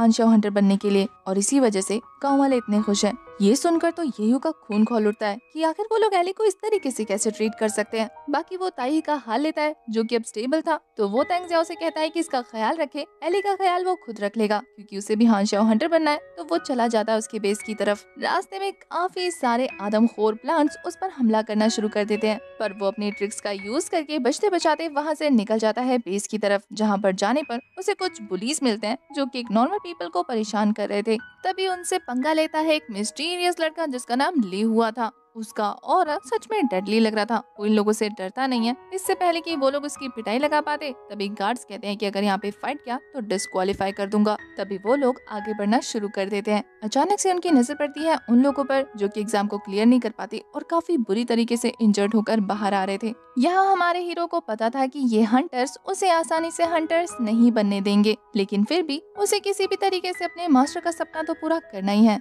तो वो चला जाता है। अंदर जाने पर सोल्जर्स उन्हें रूल समझा रहे थे कि यहाँ पर ना तो तुम लड़का हो ना ही लड़की, तुम्हारा जेंडर देखकर तुम्हें काम नहीं दिया जाएगा बल्कि सबको इक्वली ट्रीट किया जाएगा। हमें वहाँ पर एली भी नजर आ जाती है। वो सोल्जर कहता है कि आगे की डिटेल तुम्हें चीफ एग्जामिनर देगी और तभी वहाँ पर चीफ एग्जामिनर की एंट्री होती है जो कि बहुत ज्यादा रूड और कोल्ड लग रही थी। वो आते ही कहती है कि यहाँ तुम पर रहम नहीं किया जाएगा, इसलिए अपनी कमर कस लो। मैं हूँ तुम्हारी चीफ एग्जामिनर और मेरा नाम है चाओ चाओ। चाओ कहती है कि मुझे बहुत अच्छे से पता है कि यहाँ तुम में से आए आधे लोग हान शाओ हंटर बनने के इरादे से नहीं आए हैं। हमें ली हुआ को दिखाते हैं जो कि सच में हान शाओ हंटर बनने के इरादे से तो बिल्कुल नहीं आया था। वो कहती है कि अपने जितने भी नाकाम इरादों की पोटली है ना उसे बाहर छोड़कर आना और एग्जामिनेशन शुरू होते ही तुम्हें पता लग जाएगा कि रियलिटी किसको बोलते हैं। और फिर वो उन स्टूडेंट्स को डराते हुए कहती है कि तुम सभी अपने सेफ्टी की रिस्पॉन्सिबिलिटी अपने हाथ में रखना क्योंकि यहाँ खतरा कभी भी कहीं से भी आ सकता है। ये बोलते हुए वो काफी सस्पिशियस लग रही थी, जैसे कि सच में एग्जाम बहुत ज्यादा हार्ड हो। सबसे पहले उनका फिजिकल टेस्ट होता है जिसमें उनकी स्ट्रेंथ चेक की जाती है। जिनकी भी स्ट्रेंथ काफी ज्यादा कमजोर थी उन्हें बाहर निकाल दिया जाता है। उसके बाद सबका एंड्योरेंस चेक किया जाता है। जो ज्यादा देर तक भाग नहीं पाते वो खुद ही गिर जाते हैं और उन्हें बिजली के झटके लगते हैं और साथ ही डिस्क्वालीफाइड भी हो जाते हैं। इसके बाद बारी आती है बड़े बड़े लोहे के रोबोट्स के साथ फाइट करने की, जिसमें उन सभी की एजिलिटी टेस्ट होने वाली थी, यानी कि फुर्ती। बाकी सभी तो हार रहे थे, लेकिन हम एले को देखते हैं जो कि उन सारे मर्दों में सबसे ज्यादा मर्दानी थी। इतनी बुरी तरीके से उस रोबोट को धोती है कि बेचारा ये सोल्जर भी देखकर हैरान रह जाता है कि कितनी दमदार है ये तो। जिन्होंने भी फिजिकल टेस्ट कंप्लीट कर लिया था अब उन्हें मेंटल टेस्ट से गुजरना था, जहाँ पर एक बंदे के इरादे सामने आ जाते हैं कि वो उनके लीडर को जान से मारना चाहता है। तो ये लोग उसके माइंड को पूरी तरह से कंट्रोल करते हुए से पागल बना देते हैं। ये देखकर बाकी लोग तो डर रहे थे। तभी उनमें से एक बंदा जो कि सबको बुली कर रहा था वो टकलू कहता है कि तुम्हें पता है ये लोग माइंड को इल्यूजन में डाल देते हैं और फिर सभी के डर्टी सीक्रेट्स सामने आ जाते हैं। हमारा ये भी सेकंड राउंड तक पहुंच गया था। जब उसकी नजर एले की परफॉर्मेंस पे पड़ती है तो वो कहता है कि क्या गजब की लड़की है। और फिर जब वो मेंटल टेस्ट देने जाता है तो सपने में उसे नजर आता है कि वो जंगलों में भाग रहा है। उसके मास्टर उसे एरो शूट करना सिखा रहे हैं, जहाँ वो सही तरीके से निशाना लगाकर सभी एरोस को शूट कर लेता है, वो भी 2.5 मिनट के अंदर। उसकी लास्ट टाइमिंग 3 मिनट की थी। उसके मास्टर कहते हैं कि ये अभी भी काफी ज्यादा स्लो है। अगर तुम पर जानवरों ने अटैक कर दिया तो क्या तुम इस तरीके से उनसे फाइट करोगे? पर ये योगा कहना था कि मास्टर उसके लिए गन्स है ना। पर उसके मास्टर कहते हैं कि तुम्हें पता है सबसे ज्यादा सस्ता गन्स भी $100 का आता है और उसके बुलेट्स इतने महंगे होते हैं कि उन्हें खरीदने में ही तुम्हारी जिंदगी गुजर जाएगी। इसलिए सबसे सस्ता और सहूलियत वाली चीज यही है, इसीलिए इसे अच्छे से यूज करना सीखो। ये बोलने के बाद जैसे ही उसके मास्टर शूट करते हैं उड़ती हुई चिड़िया को भी मार देते हैं। ये देखकर तो वो इम्प्रेस था। वहीं उसे इतनी कामली टेस्ट देता देखकर तो वो सोल्जर भी हैरान था। वो कहता है कि लगता है ये लड़का सो गया, ऐसा लग रहा है टेस्ट नहीं दे रहा, आराम फरमा रहा है। तो वो उसके ब्रेन स्ट्रेसिंग को और ज्यादा इंक्रीज कर देता है, जहाँ सपने में उसके मास्टर मैनिपुलेट करते हुए उसके मुंह से ऑलमोस्ट फियोनिक्स बॉडी वर्ड बाहर निकालने ही वाले थे कि वो खुद को रोकने में सक्सेसफुल हो जाता है। और तभी उन दोनों की कन्वर्सेशन से यहाँ सोल्जर को पता लगता है कि उसके मास्टर उसे कह रहे हैं कि उसे हान शाओ सोल्जर्स को वापस से रिबिल्ड करना होगा। उस सोल्जर्स को तो हंसी आ रही थी उसका सपना देखकर। वो कहता है कि ये लड़का समझता क्या है खुद को, ये हमें रिबिल्ड करेगा। वहीं दूसरी तरफ उसकी टेस्ट रिजल्ट्स अर्ल को शो हो रहे थे और साथ ही चाओ चाओ को भी। इन दोनों की बातों से पता लगता है कि ये एक वक्त पे फेमिंग के पार्टनर्स थे। एक ही ग्रुप में होने के बावजूद भी फेमिंग इन्हें बिना बताए रातों रात हाशिया हंटर की पोजीशन छोड़ते हुए यहाँ से चला गया, जिस पर अर्ल को गुस्सा आ रहा था। पर वो ये भी अच्छे से जानता था कि फेमिंग काफी समझदार है, वो इतनी आसानी से अपनी आजादी छोड़कर तो नहीं गया होगा, क्योंकि एक बार फ्यूनिक्स प्रोजेक्ट अगर सक्सेसफुल हो जाता तो इन सभी को आजादी मिल जाती। लेकिन देखो ना, अब ये सभी लोग बेस को प्रोटेक्ट करने का काम कर रहे हैं। चाओ चाओ भी उससे पूरी तरह से सहमत थी, लेकिन वो अर्ल से कहती है कि तुम अभी इस बारे में इतना क्यों सोच रहे हो। पर अर्ल का कहना था कि फेमिंग बहुत ज्यादा स्मार्ट है, मुझे लगता है कि उसने फ्यूनिक्स बॉडी प्रोजेक्ट में सक्सेस हासिल कर ली थी, इसीलिए वो यहाँ से गायब हो गया। और मुझे शक है कि ये यू जो कि उसका डिसाइबल है वही फ्यूनिक्स बॉडी है, क्योंकि फेमिंग इतना भी अच्छा नहीं कि किसी राह चलते राहगीर को अपना डिसाइपल बना ले। वो कहता है कि इस लड़के को इसकी लिमिट तक लेकर जाओ, मैं देखना चाहता हूँ कि आखिर कौन से सीक्रेट्स हैं जो ये छुपा रहा है। वैसे अर्ल काफी अच्छा इंसान है, लेकिन यहाँ वो ये चेक करना चाहता है कि क्या सच में हमारे येयू के पास फ्यूनिक्स बॉडी है या नहीं। बाकी तो वो आज भी फेमिंग की उतनी ही रिस्पेक्ट करता है जितनी पहले करता था, बस थोड़ा सा नाराज है। यहाँ हमें येयू को दिखाते हैं जो अभी भी रिलैक्स था। ये देखने के बाद जो एग्जामिनर उसका टेस्ट ले रहा था वो उसके स्ट्रेस लेवल को और ज्यादा हाई कर देता है, जिससे उसके आसपास यानी कि उसके सपने की दुनिया में बड़े बड़े मॉन्स्टर्स पर हमला करना शुरू कर देते हैं, जो कि आदमखोर थे। वो प्लांट्स फेमिंग को खा ही चुके थे कि तभी येयू अपने एरोस का यूज करके अपने मास्टर को बचाने की कोशिश करने लगता है। इस बीच में वो उन प्लांट का खाना बनने वाला था कि तभी बीच में तीसरा प्लांट आकर उसे एक जबरदस्त हिट देकर नीचे गिरा देता है। थोड़ी देर तक तो येयू को समझ नहीं आता कि आखिर उसके साथ चल क्या रहा है। तभी उसे अचानक से उसके मास्टर की आवाज आती है, जो कि उसे अपना सीक्रेट रिवील करने को कह रहे थे, यानी कि अपनी फ्यूनिक्स बॉडी की पावर को यूज करने को कह रहे थे। येयू उनकी बात सुनने के बाद अपने एरो को फेंकते हुए अपनी पावर यूज करने ही वाला था कि तभी अचानक से उसके दिमाग में एक बात याद आती है, जो कि उसके मास्टर ने कहा था कि कभी अगर तुम्हारा कॉन्शियसनेस तुम्हारा साथ न दे तो बस याद रखना कि तुम्हें उस वक्त खुद पर भी भरोसा नहीं करना। और ये बात याद आते ही हमारा येयू कहता है कि तुम मेरे मास्टर नहीं हो, क्योंकि मेरे मास्टर कभी भी मुझे ये चीज फेंकने को नहीं कहते। वो अपनी वेपन की बात कर रहा था। वो ये कहते हुए कहता है कि मेरे मास्टर हमेशा से जानते हैं कि ये वेपन मुझे प्रोटेक्ट करेगा, तो वो कभी भी मुझे रिस्क में नहीं डालेंगे। ये बोलकर तो वो उसी पर अटैक करना शुरू कर देता है। उसके एरोस की वजह से वहाँ चारों तरफ आग लगनी शुरू हो गई थी। इतना ज्यादा क्योस मच गया था कि हमारा येयू फाइनली होश में आ गया था। होश में आने के बाद उसके सामने मौजूद सोल्जर उसे कहता है कि अब तुम यहाँ से सीधा बाहर निकल सकते हो, बाहर कोई तुम्हारा इंतजार कर रहा है। येयू के बाहर जाने पर उसे अपने सामने अर्ल नजर आया था, जो कि उसे कहता है कि मैं तुम्हें कुछ दोस्तों से मिलाना चाहता हूँ जो कि तुम्हारे मास्टर के साथ हमारी टीम में थे। इससे पहले कि वो आगे बढ़ते तभी अचानक से चारों तरफ खूंखार जानवर हमला करना शुरू कर देते हैं। वो वहाँ मौजूद सभी लोगों को खा चुके थे, यहाँ तक कि अर्ल को भी। एक बड़ा सा जायंट बीस्ट अपने टेंटिकल के साथ उसके पेट में वार करता है और उसे अपने साथ ले जाता है। बेचारा अर्ल कुछ नहीं कर पाता। अपनी आंखों के सामने ये नजारा देखकर येयू पूरी तरह से हैरान था, क्योंकि पहली बार उसकी आंखों के सामने लोग मर रहे थे। वो सोल्जर जिसने उसका ब्रेन टेस्ट दिया था वो भी मारा जाता है। यहाँ येयू को नहीं समझ आता कि उसे क्या करना चाहिए। तभी चारों तरफ से मॉन्स्टर्स उसे घेर कर खड़े हो जाते हैं और वो अपनी पावर यूज करना शुरू कर देता है। जहाँ उसके फ्यूनिक्स बॉडी पावर को यूज करते ही यहाँ रियल वर्ल्ड में सिस्टम ब्रेक हो चुका था। जी हाँ, अभी तक येयू बाहर नहीं आया, बल्कि उसे ड्रीम में फंसा कर रखा गया है। उसके सीक्रेट्स को बाहर निकालने के लिए ये लोग उसकी लिमिट को पुश कर रहे थे, पर अचानक से सिस्टम ही पूरी तरह से हीट अप होकर टूट गया।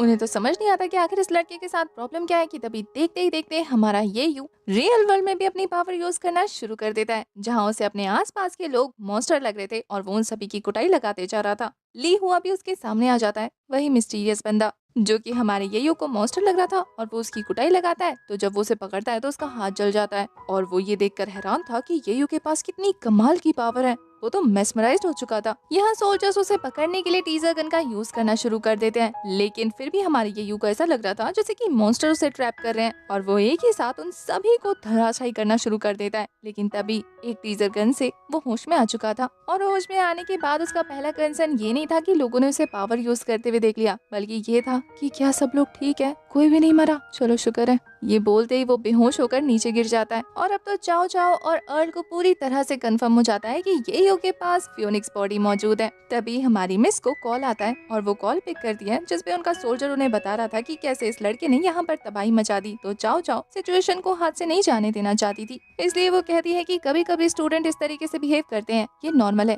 एक काम करो, वो दोनों लड़के जो आपस में लड़ रहे थे उन्हें सबसे कम स्कोर देकर पास कर दो। चाओ चाओ ने यहाँ ऐसा इसलिए किया क्योंकि वो नहीं चाहती थी कि अभी हमारा येयू सबकी नजरों में आए। जब ये यू की आँख खुलती है तो वो अपने सामने बहुत ही प्यारा नजारा देखता है। वो अर्ल को वाइन का गिलास हाथ में पकड़े हुए आराम से गाना एंजॉय करते हुए सुन रहा था। वो कहता है कि अभी भी सपना खत्म नहीं हुआ। ये बोलकर वो अर्ल को धक्का मारकर रेलिंग से नीचे कूदने वाला था कि अगर नहीं खत्म हुआ तो मैं खुद खत्म कर दूंगा। पर ये देखकर अर्ल बेचारा, जो कि एंजॉय करने का सोच रहा था, वो फटाफट हाइपर होकर उसे पकड़ के कहता है कि तुम्हारा स्क्रू ढीला है क्या? तुम्हें रियलिटी और ड्रीम में फर्क नहीं पता लग रहा? अगर मुझे थोड़ी सी देर हो जाती तो तुम्हारा राम नाम सत्य हो जाता। और फिर वो अपनी असिस्टेंट नताशा को बुलाकर कहता है कि इसे इसके डॉम में ले जाओ। और हमें पता लगता है कि नताशा एक लड़की जैसी दिखने वाली प्यारी सी लड़का है, जिसे देखकर तो येयू को भी कंफ्यूजन हो रही थी। और वो उसे उसके रूम में लेकर जाता है, जहाँ दरवाजा ओपन करने पर उसे दिखती है चेंज करती हुई एली। बेचारा वो तो शर्म से लाल पीला हो जाता है और वो नताशा से कहता है कि नताशा, वो लड़की है, मैं लड़का हूँ, हम सेम रूम में कैसे रहेंगे? पर नताशा भी लाइक, मैं भी तो लड़का हूँ और वैसे भी यहाँ सारे सोल्जर्स हैं, किसी का जेंडर मत देखो, ठीक है? ये बोलकर वो उसे पीछे टैप करते हुए चली जाती है। चला जाता है। बेचारा ये यू डरते डरते रूम के अंदर एंटर होकर हमारी एली को पोटैटो ऑफर कर रहा था, माफी मांगते हुए कि मुझे माफ कर दो, मुझे पता नहीं था कि ये रूम तुम्हारा है। पर वो तो अपनी स्वॉर्ड का यूज करती है, जिससे वो आलू 2 टुकड़ों में टूट गया था और टेबल के भी 2 हिस्से हो जाते हैं। और ये बड़ा सा कांड करने के बाद वो कहती है कि नहीं चाहिए। बेचारे ये यू की तो डर से हालत खराब हो जाती है। इसके बाद हमें फ्लावर विलेज का सीन दिखाते हैं, जहाँ पर तेंग जियाओ, जो कि उस छोटे ताई का ख्याल रख रही थी, तभी अचानक से उसे सोल्जर्स के आने का खबर मिलता है। हमें पता लगता है कि जो भी सोल्जर्स बनने के लिए सिलेक्ट हो जाते हैं, उनकी फैमिली को राशन मिलता है हंटर्स की तरफ से। तो यहाँ हमारी तेंग जियाओ को राशन मिलता है, जिससे उसे पता लग जाता है कि एली सिलेक्ट हो चुकी है। तो जैसे ही वो रूम में एंटर होती है, तभी वो नोटिस करती है कि ताई गायब है और चारों तरफ मेडिसिन की बोतल बिखरी हुई हैं, जिन्हें वो कलेक्ट करना शुरू कर देती है। तभी अचानक से टेबल के नीचे मेडिसिन कलेक्ट करते हुए उसे ताई नजर आता है, जो कि गुस्से में उसके ऊपर हमला कर देता है। इसी के साथ सीन शिफ्ट होता है और हमें नेक्स्ट मॉर्निंग का सीन दिखाते हैं, जहाँ सारे के सारे हांशियो हंटर्स बनने वाले दावेदार पहुंच जाते हैं अपने फर्स्ट असेसमेंट के लिए। तभी वहाँ झाड़ियों के पीछे से छुपकर ताई उन पर नजर रख रहा था। उसकी नजर ये यू पर पड़ जाती है। वो काफी ज्यादा खूंखार लग रहा था। तभी हमें पता लगता है कि रात को आखिर हुआ क्या। रात को ताई ने तेंग जियाओ पर अटैक कर दिया था और उससे इन्फॉर्मेशन निकलवा ली थी कि उसे यहाँ कौन लेकर आया, आखिर उसके साथ क्या चल रहा है और ये यू कहाँ है। तेंग जियाओ से उसे पता लगा था कि वो हंटर बेस में है, तो उसी का पीछा करते हुए वो यहाँ तक पहुँच गया था। दूसरी तरफ ये यू को दिखाते हैं, जो कि बाकी सारे स्टूडेंट्स के साथ आगे बढ़ रहा था। लिफ्ट में एंटर होते ही उन सभी को पॉइजनस स्मेल सूंघने को मिलती है और ये स्मेल करते ही वो सभी लोग अनकॉन्शियस हो जाते हैं। और फिर हमारे हीरो को दिखाते हैं, जब उसकी आँख खुलती है तो वो खुद को जंगल के बीच देखकर हैरान था। तभी वॉकी टॉकी से आवाज आती है कि तुम्हारा मिशन स्टार्ट हो चुका है, यहाँ पे पड़े हुए इक्विपमेंट्स का यूज करके ज्यादा से ज्यादा शिकार करो। तुम्हारा टाइम स्टार्ट होता है अब और खत्म होगा रात को। अगर सरवाइव कर गए और सबसे ज्यादा हंट किया तो तुम विनर हो। बेचारा ये यूं हैरान था कि तभी अचानक से उसके ऊपर एक बर्ड मॉन्स्टर अटैक कर देता है, जिससे बचने के चक्कर में वो टूटी फूटी बिल्डिंग के अंदर घुस गया था और बचते बचाते वो मॉन्स्टर उसी मलबे के नीचे दब जाता है। और हमारा ये यूं जैसे तैसे अपनी जान बचाकर वॉकी टॉकी से चिल्लाना शुरू कर देता है कि क्या आप लोग पागल हैं, हमें बिना इन्फॉर्म किए ऐसे खतरनाक जगह पर भेज दिया, ये तो हेल से भी बुरी है। पर चाओ चाओ को इससे मतलब नहीं था, वो उन लोगों पर नजर रख रही थी। साथ ही वो उन्हें रूल्स बताती है कि 8 घंटों के अंदर उन्हें 100 बीस्ट मारने हैं और उन पर लगे हुए क्रिस्टल भी चुरा कर लाने हैं। चाओ चाओ बताती है कि ये पूरा एरिया पानी से घिरा हुआ है और यहाँ से निकलने का सिर्फ एक ही रास्ता है, जहाँ पर जहाज मौजूद है और यहाँ पर 8 घंटे के बाद स्टॉर्म आने वाला है। तो अगर तुम लोगों ने 100 क्रिस्टल कलेक्ट नहीं किए और वक्त से पहले उस बोट में सवार नहीं हुए तो फिर स्टॉर्म की चपेट में आकर तुम वहीं मारे जाओगे। अब बात उनकी जान पर आ गई थी। बुली वाला बंदा तो अपने साथ एक बाइक रख लेता है कि जल्द से जल्द ये मिशन कंप्लीट करने का सिर्फ एक ही रास्ता है, किसी न किसी गाड़ी में सवार हो जाओ। सारे के सारे कैंडिडेट्स काफी जोरों शोरों से अपने मिशन को कंप्लीट करने में लग जाते हैं और वहीं दूसरी तरफ येयू को दिखाते हैं। उसने जिस मॉन्स्टर को ट्रैप किया था वो वापस से खुद को संभालते हुए उस पर हमला करना शुरू कर देता है। इससे पहले कि येयू उस पर बंदूक दाग पाता कि तभी वो बीस्ट उसे पकड़कर उड़ाकर दूर ले जाने लगता है, जहाँ रास्ते में वो ऑलमोस्ट अपनी जान से हाथ धोने ही वाला था कि तभी वो काफी कूल तरीके से हवा में जंप करते हुए एक बुलेट उस बीस्ट को दे मारता है और साथ ही उसका क्रिस्टल भी निकाल लेता है। अपनी तरफ से पहला क्रिस्टल कलेक्ट करने के बाद वो अपने मास्टर को डेडिकेट करते हुए कहता है कि मास्टर, मैं आपको अपनी काबिलियत से ये टेस्ट पास करके जरूर दिखाऊंगा। मिशन स्टार्ट होते ही वो सभी लोग जोरों शोरों से क्रिस्टल कलेक्ट करना शुरू कर देते हैं। कुछ लोग तो एक दूसरे को मारकर क्रिस्टल कलेक्ट कर रहे थे, क्योंकि यहाँ पर क्रिस्टल कलेक्ट करने को लेकर कोई रूल्स नहीं बने हुए थे। हमें बिल बोर्ड का सीन दिखाते हैं, जहाँ पर तेजी से येयू का नंबर रैंक कर ऊपर जाने लगता है। वहीं एली का भी। ली हुआ नाम के बंदे को तो आप पहचान ही चुके होंगे। वो भी तेजी से दूसरों को मार मार कर आगे बढ़ने लग जाता है। वैसे वो सिर्फ उन्हें ही मार रहा था जो कि उसे मारने के लिए वहाँ पर आए थे, वरना गोलियां चलाने में तो वो भी कम माहिर नहीं है। वो भी तेजी से ऊपर आने लग जाता है। आधे लोगों को तो मॉन्स्टर उठा ले जा रहे थे, खा ले रहे थे और मार डाल रहे थे। उनके एलिमिनेट होने के बाद बाकी सभी लोग उनके क्रिस्टल चुलाने लगते हैं और ये सारा नजारा मिस चाओ चाओ अपनी आंखों से देख रही थी। वो सबको मॉनिटर कर रही थी पर किसी पर भी रिएक्ट नहीं करती। लगता है बाद में सबको सबक सिखाएगी। इधर येयू को दिखाते हैं जो कि मॉन्स्टर का हंट करते करते ऑलमोस्ट 100 क्रिस्टल के पास पहुंच गया था कि तभी अचानक से एक खूंखार आदमखोर पौधा उसे निगलने ही वाला था कि तभी वहाँ पर एली की एंट्री हो जाती है, जो अपनी स्वॉर्ड से उस पौधे को बीच में से फाड़ कर रख देती है। एली को देखते ही तो हमारा हीरो खुशी से फूला नहीं समा रहा था। वो कहता है कि क्या तुम यहाँ पर मुझसे मिलने आई हो। एली का कहना था कि ये एक कोइंसिडेंस है, इसके बारे में ज्यादा सोचने की जरूरत नहीं। यही उसे बताता है कि उसके 100 क्रिस्टल होने वाले हैं, तो क्या वो साथ में आगे बढ़े। पर उसकी बात कंप्लीट होने से पहले ही एली उसकी बोलती बंद कराते हुए कहती है कि खबरदार, इस बारे में सोचना ही मत। वैसे भी फ्लावर विलेज में तुमने जो मेरी हेल्प की थी उसका बदला मैं अभी चुका देती हूँ। ये बोलने के बाद वो अपने पास मौजूद सारे बुलेट्स येयू को पकड़ा देती है, ये कहते हुए कि मुझे इनकी जरूरत नहीं। वो तो उसके इस स्मॉल जेस्चर से ही काफी खुश हो गया था। इधर दूसरी तरफ लिहुआ को दिखाते हैं जो कि उन लोगों को मार देता है जो कि उससे मारकर उसका क्रिस्टल चुराने आए थे। उसे ऐसा करते हुए हमारा येयू देख लेता है। लिहुआ भी लाइक, ये मत सोचना कि मैं इन्हें जानकर मार रहा था। ये लोग मौत डिजर्व करते हैं। न ये लोग हांशाओ हंटर बनने के लायक है और न ही जिंदा रहने के, क्योंकि अगर ये हांशाओ हंटर बन जाएंगे तो मासूम लोगों को नोच नोच कर खाएंगे। पर ये युवा को तो गुस्सा आ रहा था, ये कहते हुए कि तुम मर्डरर हो, तुम्हें भी जिंदा रहने का कोई हक नहीं। लेकिन वो उस पर गोली नहीं चला पाता क्योंकि बेचारे का दिल साफ है ना। वहीं ली हुआ ये कहते हुए निकल जाता है कि इनके पास मौजूद क्रिस्टल तुम रख लेना, मुझे इनकी जरूरत नहीं, मेरे पास ऑलरेडी 100 हैं। वो जाते हुए काफी ज्यादा कॉन्फिडेंट लग रहा था। उसे पता था कि ये उस पर गोली नहीं चलाएगा और होता भी ऐसा ही है। तभी अचानक से मौसम बदलना शुरू हो गया था, यानी कि स्टॉर्म बस आने ही वाला है। इस थंडर स्टॉर्म के बारे में हमें पता लगता है कि इतने जोर जोर के बिजली के झटके पड़ते हैं ना कि इंसान सीधा मर जाता है, और इस तरीके के लाखों झटके पड़ते हैं इस तरीके के स्टॉर्म में, और इसे पूरी तरह से आने में अभी सिर्फ 2 घंटे हैं। इसलिए आसपास के लोग तेजी से मॉन्स्टर का हंट करते करते आगे बढ़ने लगते हैं। उस टकले बुली को दिखाते हैं, वो अपनी टीम के साथ लोगों को मार मार कर आगे बढ़ता जा रहा था। तभी उसकी नजर एक मोटू पर्सन पर पड़ती है जो कि उनके मारे हुए लोगों के क्रिस्टल चुरा रहा था। अब चोर से चोरी करेगा तो चोर थोड़ी ना छोड़ेगा, वो उसके पीछे पड़ जाता है। ये टकलू का सारा गैंग उस मोटू के पीछे पड़ जाता है जो कि अपनी जान बचाते हुए आगे भागने लग गया था। दूसरी तरफ येयू को दिखाते हैं जो कि बोर्ड की लोकेशन चेक करते हुए अंदाजा लगा लेता है कि वहाँ तक तो वो पैदल नहीं पहुँच सकता, इसलिए आसपास वो किसी व्हीकल को ढूंढने लगा था। उसे एक गाड़ी मिल जाती है, लेकिन ये तो बटन वाली थी। उसे समझ ही नहीं आ रहा था कि इसे कैसे ऑन करना है, पर फिर स्टॉर्म को तेजी से बढ़ता देखकर वो कोई न कोई बटन दबाकर उसको चालू कर ही लेता है। दूसरी तरफ वो बुली और उसके गैंग के बंदों को इस मोटू ने इतना दौड़ाया था कि अब तो वो चाहते थे कि बस इसे जान से मार दें, कि तभी उस मोटू को रास्ते में येयू मिल जाता है जो कि उससे लिफ्ट मांग रहा था। अब येयू का दिल कितना साफ है ये तो हमें अच्छे से पता है। वो उस मोटू की हेल्प करता है जिससे कि वो बंदा अब हमारे येयू के पीछे पड़ गया था। वैसे जब वो उस मोटू को अपने कार में चढ़ा रहा था ना, वो ऑलमोस्ट उसके कार के नीचे आने ही वाला था कि बाल बाल बच जाता है, और वो टकलू पर्सन भी इन दोनों को पकड़ने के लिए इतनी गोलियां चलाता है कि लास्ट में उसकी गोलियां ही खत्म हो जाती है। और साथ ही उस मोटू को चेस करते हुए वो अपने एक आदमी को भी खो बैठता है, लेकिन फिर भी वो शांत बैठने वाला नहीं था। उसके टीम मेंबर्स के समझाने पर भी कि स्टॉर्म बहुत ज्यादा तेजी से बढ़ रहा है, उन्हें यहाँ से निकलने पर ध्यान देना चाहिए, वो नहीं मानता। वो कहता है कि आज अगर इन दोनों को रास्ते से नहीं हटा दिया ना, फिर मैं यहाँ से वापस नहीं जाने वाला। ना चाहते हुए भी उसके चमचों को भी उसके पीछे पीछे जाना पड़ रहा था, जहाँ रास्ते में एक और शहीद हो जाता है। अब जिस रास्ते पर येयू ने गाड़ी मोड़ी थी उस रास्ते पर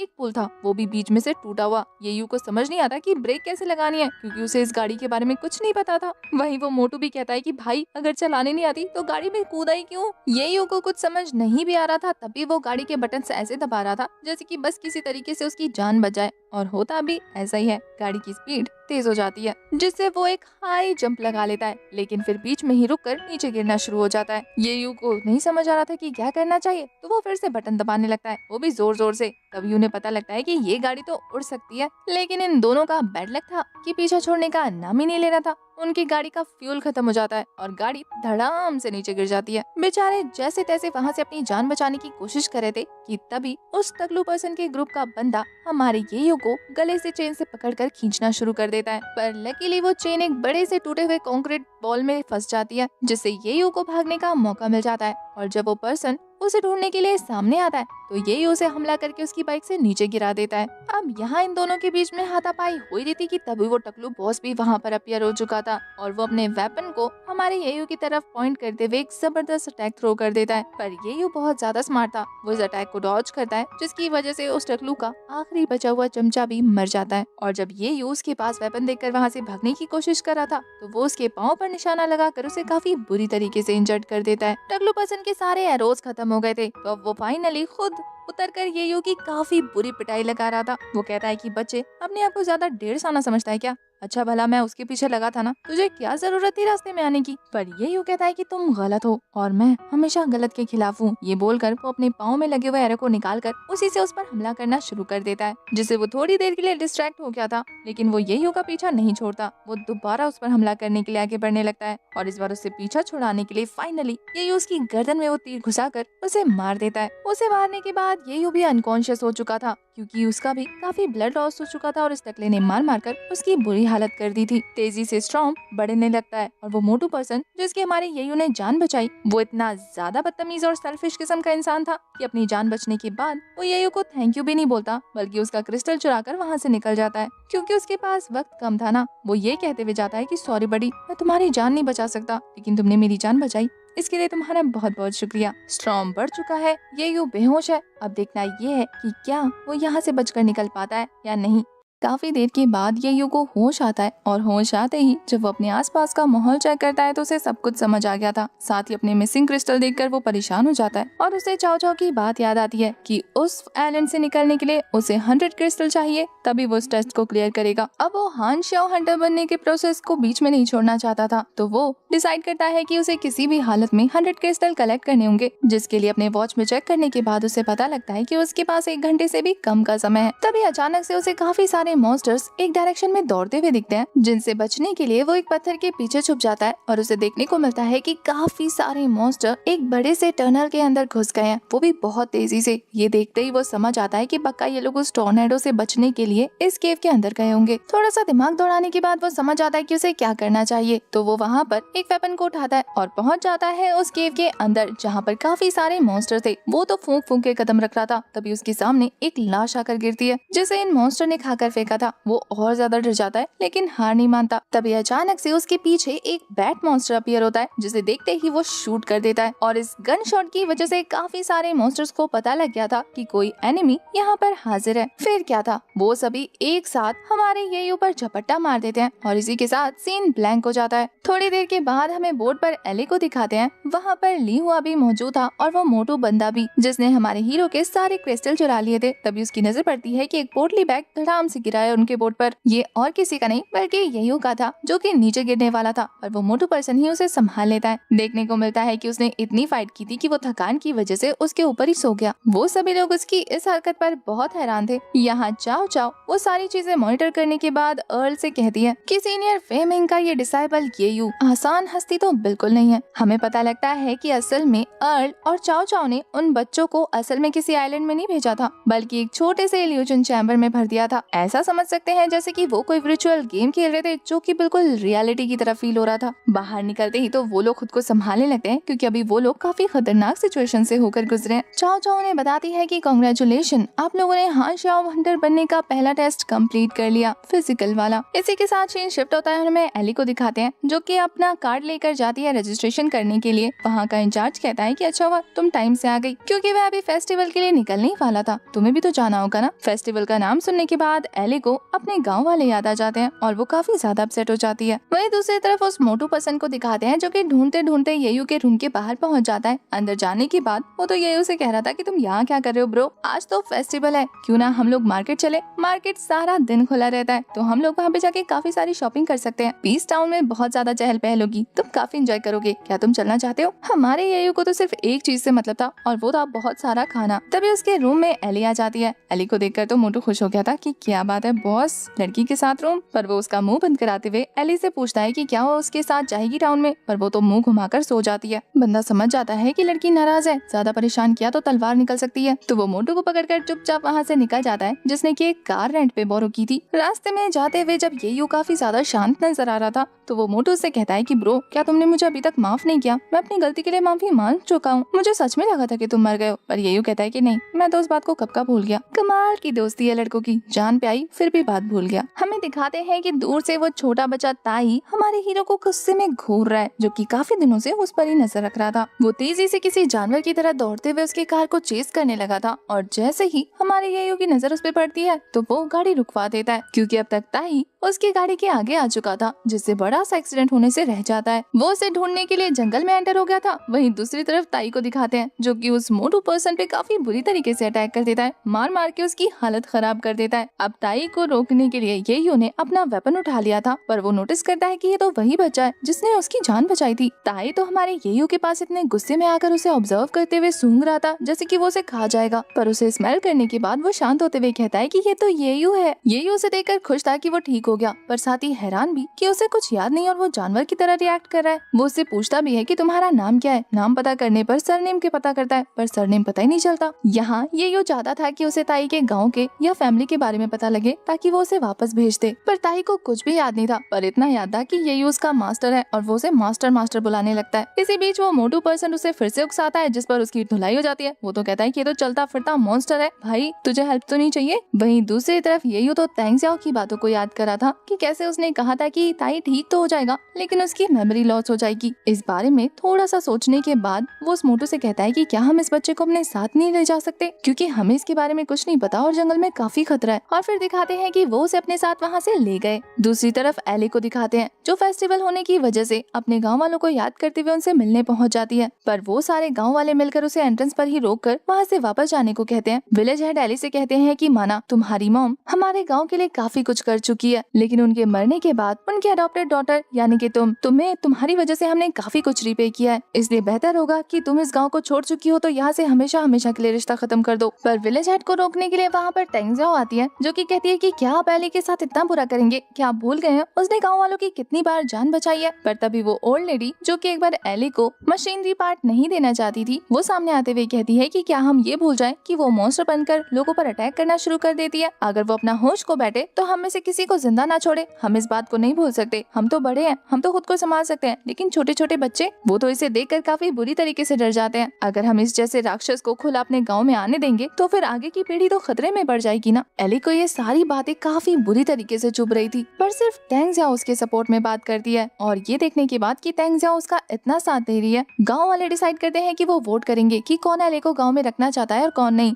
सिर्फ तेंग ज़ियाओ के अलावा कोई भी हाथ खड़ा नहीं करता। और ये ह्यूमिलेशन देखने के बाद तो एली की आंखों से आंसू गिरना शुरू हो जाते हैं। अब तक जो खुद को स्ट्रॉन्ग समझ रही थी, खुद को संभाल रही थी, वो बुरी तरीके से कमजोर पड़ जाती है। और फिर गांव वालों को अपना ख्याल रखने का बोलकर वो वहाँ से जा रही थी कि तभी विलेज हेड काफी बेशर्मी से कहते हैं कि अब जब तुम्हारे हमारे गांव का हिस्सा नहीं हो तो फिर तुम विलेज का टोकन वापस कर दो, क्योंकि हम नहीं चाहते कि तुम दोबारा यहाँ कभी आओ। ये देखकर तो तेंग ज़ियाओ को काफी ज्यादा गुस्सा आ रहा था, पर वो कुछ भी नहीं कर सकती थी। वहीं हमारी एली रोते रोते वो टोकन वापस करके चुपचाप वहाँ से चली जाती है। रास्ते भर उसे सोल्जर्स दिखते हैं, जो कि आपस में पार्टी कर रहे थे, एंजॉय कर रहे थे, क्योंकि ये फेस्टिवल था तो वो काफी दिल खोलकर सेलिब्रेट कर रहे थे। उन्हें सबके बीच में एली काफी ज्यादा निराश और हताश होकर अपने पास्ट को याद करने लगती है कि कैसे लोग उसे हमेशा गलत समझते आ रहे हैं। अब उसे व्हाइट डेथ नाम का बुखार था, तो उसके लिए ड्रंक करना जहर पीने जैसा था। तो वहाँ पर वो मौजूद दारू की बोतल्स में से एक को उठा लेती है। वैसे यहाँ फायर और शोर शराबे में हमें ऐसा लग रहा था जैसे कि उसका मॉन्स्टर वाला रूप धीरे धीरे उसकी बॉडी पर हावी हो रहा हो। वहीं इसी के पैरेलल में हम येयू को देखते हैं, जो कि ताई के साथ बेस के अंदर एंटर होने की कोशिश कर रहा था। वो किसी तरीके से उस वॉल पे चढ़ने का रास्ता तलाश करने लगता है। ये देखकर ताई भी लाइक, हम यहाँ क्या कर रहे हैं? पर वो कहता है कि मैं तुम्हें बेस के अंदर ले जाना चाहता हूँ, इसलिए चुपचाप मुझे फॉलो करो। यहाँ पर गार्ड्स मौजूद है, मैं नहीं चाहता कि तुम उनकी नजरों में पड़ो, वरना वो तुम्हें भून देंगे। ताई बच्चा था और किसी जानवर की तरह सेंस कर पा रहा था, इसलिए वो एक छोटा सा रास्ता निकाल लेता है। बेस के अंदर पहुँचने के बाद वो येयू से कह रहा था कि इसके आगे क्या करना है। येयू तो उसे सीधा अपने रूम में ले जाता है, जहाँ पर ताई अंदर घुसते ही काफी बुरी तरीके से गुर्राने लगा था। उसे लग रहा था कि अंदर कोई खतरा है। पर आगे बढ़ने पर येयू को वहाँ पर एली दिखती है और वो ताई को इशारा करता है कि कुछ भी सीरियस नहीं है, वो रिलैक्स कर सकता है। ताई एली के बिस्तर में ही सो गया था, तभी उसे बिस्तर में एक चीज रखी हुई दिखती है। वहीं दूसरी तरफ येयू एली को वहाँ सैड बैठा देखकर ज्यादा सवाल नहीं करता। उसे लगता है कि हमेशा की तरह अकेले टाइम स्पेंड करना चाहती है। पर तभी उसकी नजर शराब की बोतल पर पड़ती है और वो काफी ज्यादा गुस्से में कहता है कि आखिर तुमने क्यों पिया? तुम जानती हो ना कि तुम्हारी जो बीमारी है उसमें ड्रंक करना मतलब पॉइजन लेना है। क्या तुम खुद को खत्म करना चाहती हो? एली का यही प्लान था, पर येयू उसे मरने नहीं देना चाहता था, इसलिए वो सिरम ढूंढने लगता है, उसका एंटीडोट, जिसे ताई ने पहले ही ढूंढ कर रख लिया था। तो वो उसे पकड़ा देता है। पर एली इतनी ज्यादा जिद्दी थी कि वो उस सिरम को इंजेक्ट करने ही नहीं देती और वो कहती है कि मैं इतने दिनों से हार्ड वर्क कर रही हूँ। क्या तुम जानते हो लोगों के हाथों से अबेंडन होना, उनके द्वारा मॉन्स्टर समझा जाना कितना खतरनाक हो सकता है? मैं सबकी नजरों में अच्छा बनने के लिए कितना कुछ सेक्रीफाइस कर चुकी हूँ, लेकिन मैं फिर भी उनके लिए एक मॉन्स्टर हूँ। मुझे जिंदा नहीं रहना। और ये बोलने के बाद वो खुद को खत्म करने के लिए वहाँ से जा रही थी, पर ये कहता है कि मैं तुम्हारा दोस्त हूँ और कोई भी तुमसे नफरत नहीं करता, इसलिए तुम खुद को खत्म करने के बारे में नहीं सोच सकती। और इसी बहस में उन दोनों के बीच में आपस में फाइट लग जाती है, जहाँ एली ट्राई कर रही थी कि येयू उसे सिरम ना लगा पाए। हाथापाई के दौरान एली ने वो सिरम दूर झटक के फेंक भी दिया था, पर येयू काफी तेजी से उसे कंट्रोल करते हुए कहता है कि हमें तुम्हारी परवाह है, हमें स्ट्रेंजर समझने की जरूरत नहीं और तुम उन लोगों की सोच को नहीं बदल सकती, इसलिए तुम्हें बस खुद पर काम करते रहना होगा। तुम्हारा जिंदा रहना हम सबके लिए बहुत जरूरी है। और फिर ताई की हेल्प से वो सक्सेसफुली उस सिरम को एली की बॉडी में इंजेक्ट कर देता है। सब कुछ शांत होने के बाद जब एली नॉर्मल होती है तो वो यही उसे कहती है कि तुमने मुझे क्यों बचाया, जबकि तुम जानते हो कि मेरी ये बीमारी मुझे ज्यादा दिनों तक जिंदा नहीं रख सकती। ये सिरम लगाकर मैं इस तरीके से खुद को कितने साल तक जिंदा रख सकती हूँ? 2 साल, 5 साल, और उसके बाद क्या? मुझे खतरनाक मौत मरनी है जिसके लिए मैं तैयार नहीं हूँ। पर ये यहाँ पर एक काफी खास बात करता है जो कि हमारे लिए भी सुननी बहुत जरूरी है, और वो ये कि उसके मास्टर ने कहा था कि हर इंसान सिर्फ मरने के लिए जीता है, एक ना एक दिन हम सभी को मरना है। इसका मतलब ये नहीं कि हम अभी से अपनी जिंदगी को यूजलेस समझना शुरू कर दें। जिंदगी मुश्किल है और हमें इसे बेहतर बनाना है, खुद पर काम करना है और खुद को खुश रखने पर ध्यान देना है, खुद के लिए जीना है। एली जो कि सिर्फ अब तक अपने गांव वालों के लिए जी रही थी, वो ये लाइन सुनकर बहुत अटैच हो जाती है कि उसे खुद के लिए जीना होगा, और इस लाइन को दोहराते ही वो सो जाती है क्योंकि दवाई का उसकी बॉडी पर असर हो चुका था। खुद को ये नई बात सिखाने के लिए वो तो येयू को थैंक यू भी बोलती है क्योंकि उसने उसकी लाइफ का पॉइंट ऑफ व्यू चेंज कर दिया। अब इसके बाद हमें सीधा आयरन बोन सिटी का सीन दिखाते हैं, जहाँ पर दो मास्क मैन मिस्टर लूसीफर के पास आकर उन्हें अपडेट करते हुए कहते हैं कि एम्बर सिटी ने उनके प्रपोजल को इस बार रिजेक्ट कर दिया। लगता है वो हमारी धमकियों से इस बार नहीं डरे, शायद हमारा प्लान फेल हो जाएगा उन पर अटैक करने का, उन्हें कमजोर करने का। पर लूसीफर जो कि एक मास्क बना रहा था, वो कहता है कि तुम्हें नहीं लगता कि ये बेहतर रीजन है एम्बर सिटी के खिलाफ वॉर स्टार्ट करने का? यहाँ पर वो मास्कमैन कहता है कि आपने हमसे प्रॉमिस किया था कि आप हमें वो हाई ग्रेड वाला वेपन देंगे जो कि बायोटेक्नोलॉजी से काफी भरपूर है। लूसीफर जो कि टेक्नोलॉजी एक्सपर्ट है, वो एक वेपन बना रहा था। वो कहता है कि अभी दूसरे वेपन को तैयार होने में वक्त लगेगा, मुझे लगता है आप लोगों को सब्र से काम लेना चाहिए। पर इस बात को सुनकर तो वो मास्कमैन वाला बंदा मिस्टर लूसीफर को धमकी देने लगता है, ये कहते हुए कि ज्यादा वक्त लगाने से अक्सर हमारे हाथ से वक्त निकल जाता है। वैसे आप भूल रहे हैं कि यहाँ पर और भी काफी सारे जीनियसेस मौजूद हैं। डॉक्टर सोलस्टिक, उनकी रिसर्चर्स भी आजकल बहुत कमाल कर रही हैं। यानी कि ये मास्कमैन मिस्टर लूसीफर को धमकी देते हुए कह रहा था कि अगर आपने हमें जल्दी से वेपन नहीं दिए तो फिर हम एम्बर सिटी के साथ जुड़ जाएंगे। पर ये सुनकर तो लूसीफर अपना न्यू वेपन जो तैयार कर रहा था, वो पूरी तरह से रेडी करने के बाद उसके लेजर आई को एक्टिवेट कर देता है, जिससे उसकी मकड़ी जैसे टेंटिकल्स उस बंदे की पूरी बॉडी से लिपट जाते हैं, उसकी आंखों को फोड़कर उसकी बॉडी के चीथड़े कर देते हैं। और लूसीफर उससे कहता है कि शायद तुम मेरे वेपन को अंडर एस्टिमेट कर रहे हो, ऐसा कोई भी नहीं है जो मेरे वेपन का मुकाबला कर सके, और इससे अच्छा तरीका नहीं था मुझे तुम्हें दिखाने के लिए कि मैं क्या कर सकता हूँ। उसकी इस हरकत से उसका पार्टनर जो कि उसके साथ आया था, वो काफी बुरी तरीके से डर जाता है। और इसी के साथ हमारा ये वाला एपिसोड हो जाता है खत्म। नेक्स्ट एपिसोड में हमें दिखाने वाले हैं कि काफी सारे शैडो पपेट्स उन 4 बचे हुए लोगों पर हमला करना शुरू कर देते हैं। ये यू, एली, ली हुआ और वो मोटू। ऐसा लग रहा था जैसे कि ये इनका लास्ट टेस्ट है, इसके बाद जो सरवाइव करेंगे उन्हें हांशो हंटर बना दिया जाएगा। अब देखना ये है कि ये टेस्ट रियल है या फिर इल्यूजन, बिल्कुल पहले वाले की तरह कंप्यूटर चैम्बर। और क्या ये चारों मेन कैरेक्टर हांशो हंटर बनने में सक्सेसफुल हो पाते हैं या नहीं? चैनल के साथ जुड़े रहें, सब्सक्राइब नहीं किया है तो याद से कर दें और एक प्यारा सा कमेंट भी छोड़ दें। सीरीज पसंद आई है तो दोस्तों को शेयर करें ताकि मुझे ज्यादा से ज्यादा रीच मिले, क्योंकि चैनल डाउन जा रहा है। तब के लिए bye bye, tata, take care.